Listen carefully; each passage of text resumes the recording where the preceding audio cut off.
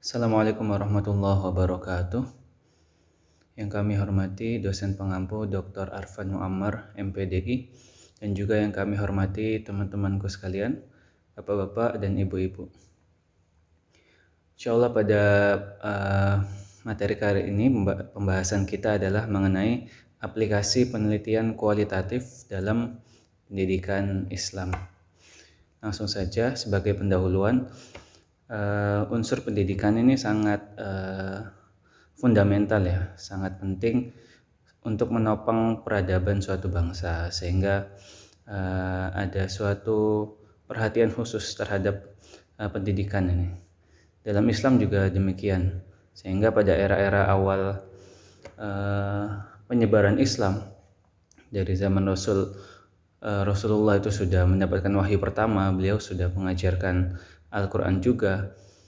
Itu menunjukkan bahwasanya beliau memberikan contoh bahwasanya pendidikan dalam Islam itu sangat penting. Nah, penelitian merupakan salah satu proses dalam pendidikan itu sendiri. Sehingga materi kita kali ini sangat penting, yaitu tentang penelitian dalam proses pendidikan ini. Khususnya judul materi kita kali ini adalah aplikasi penelitian kualitatif dalam pendidikan Islam. Baik, langsung saja bapak-bapak, ibu-ibu yang kami hormati. Penelitian itu akar katanya adalah dari research, yang artinya re itu adalah kembali dan search adalah mencari. Jadi kalau digabung, research itu adalah mencari kembali atau kembali mencari. Kemudian menurut Hillway dalam karyanya Introduction to Research, penelitian itu merupakan suatu studi yang dilakukan oleh seseorang melalui penyelidikan yang hati-hati dan sempurna terhadap suatu problem, sehingga memperoleh solusi yang tepat dari permasalahan tersebut. Nah, jika ditinjau dari aspek data dan analisisnya, penelitian itu dapat dikategorikan menjadi dua, yaitu yang pertama secara kualitatif dan yang kedua adalah kuantitatif. Nah, berikutnya kami akan menjelaskan tentang bagaimana langkah-langkah dalam melakukan penelitian kualitatif. Di sini paling tidak ada 6 langkah. Yang pertama yaitu pemilihan masalah atau penentuan topik pembahasan, sehingga pembahasan itu menjadi fokus dan tidak melebar. Kemudian yang kedua adalah pengumpulan bahan. Ini bisa jadi bahan itu ya dari bahan bacaan dan sebagainya. Kemudian yang ketiga adalah penentuan strategi dan pengembangan instrumen. Ini merupakan metodologi yang cocok untuk membahas topik permasalahan yang kita kaji. Kemudian selanjutnya adalah teknik pengumpulan data. Nanti akan kita bahas lebih lanjut tentang pengumpulan data ini. Kemudian selanjutnya adalah penafsiran data atau interpretasi data. Kemudian yang terakhir adalah pelaporan hasil penelitian. Hasil yang kita dapatkan dari penelitian itu harus kita laporkan. Kemudian selanjutnya kita akan membahas metode analisa dan pengumpulan data. Nah, ini adalah pembahasan yang sangat penting dalam penelitian kualitatif itu sendiri. Untuk metodenya dalam penelitian kualitatif ini adalah dengan menggunakan metode induktif. Nah, bagaimana nanti ketika di lapangan seorang peneliti itu harus mengumpulkan data-data melalui beragam fenomena yang dia temui. Yang dia temui di lapangan, apapun yang berkaitan dengan topiknya, dia harus mengumpulkannya. Kemudian setelah mengumpulkannya, dia harus menganalisa. Dianalisa, kemudian hasil akhirnya nanti dia akan mengangkat sebuah teori dari data-data khusus yang dia kumpulkan itu menjadi satu teori yang umum. Nah, kemudian ada 3 cara dalam metode analisa data di sini. Yang pertama adalah wawancara, yang kedua observasi, dan yang ketiga adalah dokumentasi. Nanti akan kita bahas secara mendetail. Kemudian menurut Gubah ada beberapa faktor keabsahan suatu penelitian. Yaitu yang pertama adalah keterpercayaan atau credibility. Kemudian yang kedua adalah keteralihan atau transferability. Artinya hasil suatu penelitian bisa diterapkan di konteks yang lain. Selama itu masih dalam satu konteks. Artinya jika teori itu benar, maka bisa diterapkan di hal yang lain. Kemudian kebergantungan atau dependability. Kemudian yang terakhir adalah kepastian atau confirmability. Atau kebenaran dari penelitian, data-datanya dan sebagainya itu bisa dikonfirmasi. Nah, adapun pendekatan yang diterapkan dalam metode penelitian kualitatif itu berorientasi pada fenomena atau gejala yang alami, bukan settingan. Jadi memang harus alami. Wawancara harus alami narasumbernya, tidak membuat persiapan. Kemudian observasi alami, tidak men-setting lokasi dan sebagainya. Kemudian pendidikan Islam. Kata pendidikan itu berasal dari pedagogi atau bimbingan yang diberikan kepada anak. Pendidikan juga dalam bahasa Inggris itu education, yang berarti pengembangan atau bimbingan. Kalau dalam bahasa Arab dinamakan tarbiyah. Adapun dalam Islam, orientasi pendidikan itu dibagi menjadi 3. Yang pertama adalah dimensi duniawi, yang kedua adalah dimensi ukhrawi, dan yang ketiga adalah koneksi atau keterhubungan atau keterkaitan antara dimensi duniawi dan dimensi ukhrawi itu sendiri. Kemudian dalam pembahasan selanjutnya yaitu landasan pendidikan Islam. Itu dibagi menjadi 2, itu landasan religius dan yuridis. Nah, religiusnya apa? Yang pertama, karena fokus kita adalah tentang Islam, pendidikan dalam Islam, maka landasan utama adalah Al-Quran. Dan yang kedua adalah sunnah atau hadis. Kemudian juga konsensus atau ijma para ulama. Nah, adapun secara yuridis, pendidikan Islam di Indonesia itu didukung oleh pemerintah.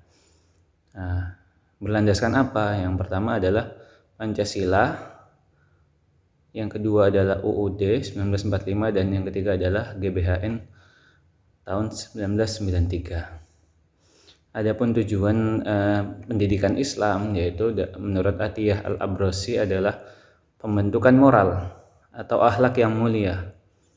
Nah, sebagaimana tujuan dari diutusnya Rasulullah adalah seperti itu juga, yakni innama bu'itsu liutammima makarimal akhlak. Rasulullah itu diutus untuk menyempurnakan akhlak atau mengajarkan akhlak yang mulia.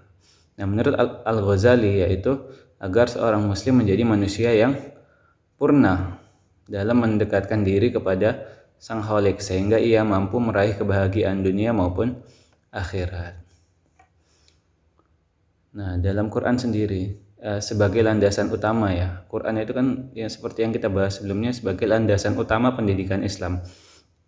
Nah, menurut An-Nahlawi, dalam Quran itu banyak metode-metode yang mampu menumbuhkan rasa keimanan.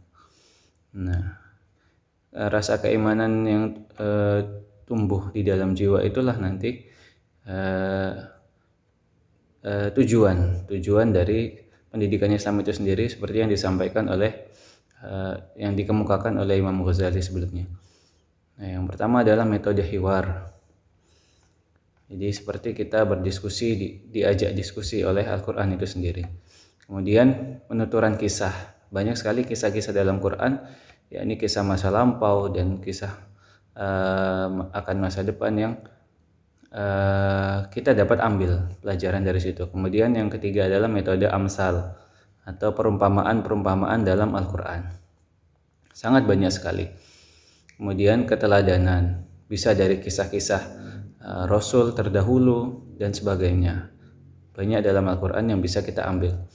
Kemudian pembiasaan. Kemudian selanjutnya adalah metode ibrah atau mau'idhah. Kemudian itu bisa dari kisah-kisah orang soleh dan sebagainya, atau pelajaran-pelajaran tentang suatu kaum. Kemudian targhib dan tarhib. Kemudian dalam metode kualitatif ini ya, itu intinya adalah pengumpulan data, teknik pengumpulan datanya. Ini yang sangat membedakan coraknya antara penelitian kualitatif dan kuantitatif. Kalau kuantitatif itu datanya bisa berbentuk angka-angka dan sebagainya. Kalau kualitatif itu datanya lebih kepada hal-hal detail, fenomena-fenomena yang abstrak di lapangan, yang kemudian nanti akan kita kumpulkan dan kita jadikan satu teori khusus berdasarkan penelitian kita. Nah, untuk penelitian kualitatif sendiri itu pengumpulan datanya yaitu kuncinya ada di triangulation. Yang pertama adalah interview, yang kedua adalah participant observation, dan yang terakhir adalah organizational record. Nah, interview bagaimana? Nah, kita bisa mencari narasumber. Mencari narasumber yang kredibel tentunya. Narasumber yang kompeten, yang terkait dengan topik kita. Nah, misalnya kita mau meneliti tentang meneliti di satu sekolah, maka narasumbernya itu bisa jadi kepala sekolah atau guru-guru atau bisa murid-murid yang ada di dalam sekolah tersebut. Kemudian observasi di sini peneliti harus turun langsung di lapangan sehingga dia bisa mencatat detail kejadian apapun yang terjadi di atas lapangan, dia dokumentasikan secara detail, mungkin per hari juga, sehingga dia juga memiliki catatan khusus. Adapun organizational record itu bisa jadi dokumen-dokumen yang mendukung dari interview dan observasi. Misalnya surat-surat yang resmi dari institusi atau lembaga atau masjid atau dan sebagainya. Nah, bisa jadi juga surat-surat memo. Bisa jadi juga bentuknya itu catatan-catatan dari peneliti ini, atau bisa berbentuk foto dan video dan sebagainya, yaitu fungsinya sebagai pendukung data daripada interview dan observasi yang dilakukan sebagai penguat. Nah, yang terakhir teman-teman sekalian, kami akan menjelaskan unsur penelitian kualitatif. Nah, unsur-unsur penelitian kualitatif itu jika diuraikan secara sistematis dan sederhana sekali, itu paling tidak ada 6 poin. Yang pertama adalah menentukan judul yang singkat dan jelas dan fokus terhadap kajian penelitian. Yang kedua, menyusun abstrak yang ditulis dengan singkat dan komprehensif. Yang ketiga, perspektif teoritis, yaitu menentukan teori yang sesuai dengan penelitian dan kajian pustaka yang mencakup studi terdahulu, juga fenomena yang kontekstual. Kemudian yang keempat adalah menyajikan metode yang diterapkan secara terperinci. Kemudian yang kelima, menyajikan temuan-temuan penelitian yang dirumuskan secara sistematis sesuai dengan pokok permasalahan dan fokus kajian. Kemudian yang terakhir adalah menganalisa temuan-temuan pada penelitian dan menindaklanjutinya dengan pembahasan dan interpretasi untuk menemukan suatu makna di balik fenomena tersebut. Baiklah teman-teman sekalian, mungkin cukup sekian dari kami pembahasan yang sangat singkat ini tentang aplikasi penelitian kualitatif dalam pendidikan Islam. Semoga bermanfaat. Mohon maaf jika ada kekurangan. Assalamualaikum warahmatullahi wabarakatuh.